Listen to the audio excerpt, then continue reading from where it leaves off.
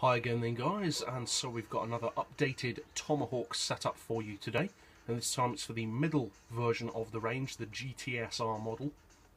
So you want your racing soft tyres as always. For suspension we've got the ride height highest on the front, lowest on the back. Likewise with the springs, highest on the front, lowest on the rear. Brake balance incidentally I've lowered down to 1 because they're already more than powerful enough. Dampers to 1. Anti-roll as high as possible. You cannot adjust the camber obviously. Neutral toe as ever.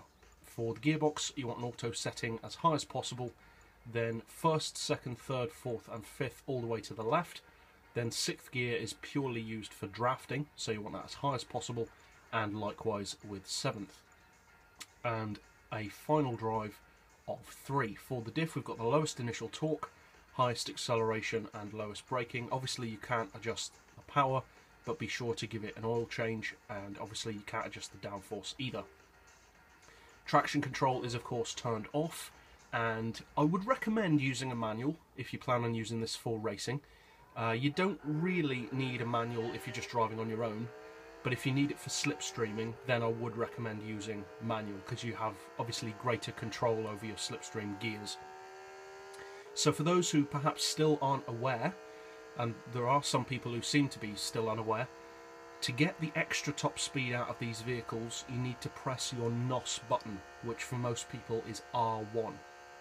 And basically in the case of this car what that does is it lowers the rear wing and engages the front pneumatic boost system over the front wheels. With the S version, the slowest version, obviously there is no wing, so on that particular version all it does is engages the overboost on the front pneumatic system, which gives you the extra top speed. And on the X version, obviously it retracts all of the wings and again gives you the overboost from the pneumatic system on the front wheels. So in the case of this car, as you can see, cruising speed of about 354, and that's around 10 miles per hour quicker than my last tune for this car. And it does it in 5th gear instead of, I believe my other tune was in 7th gear. So a massive improvement overall. The handling's still great on this one.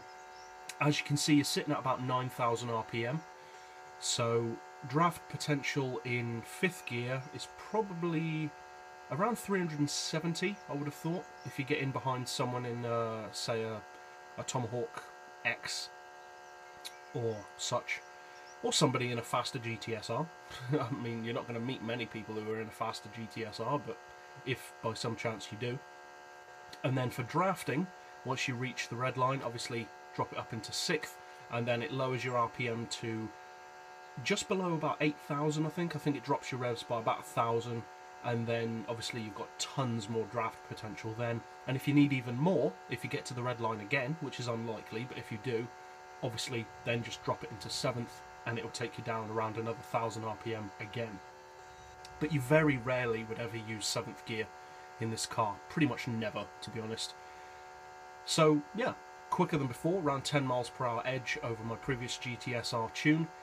I've also updated the Tomahawk X tune, so if you guys need that tune, be sure to check that out on the channel.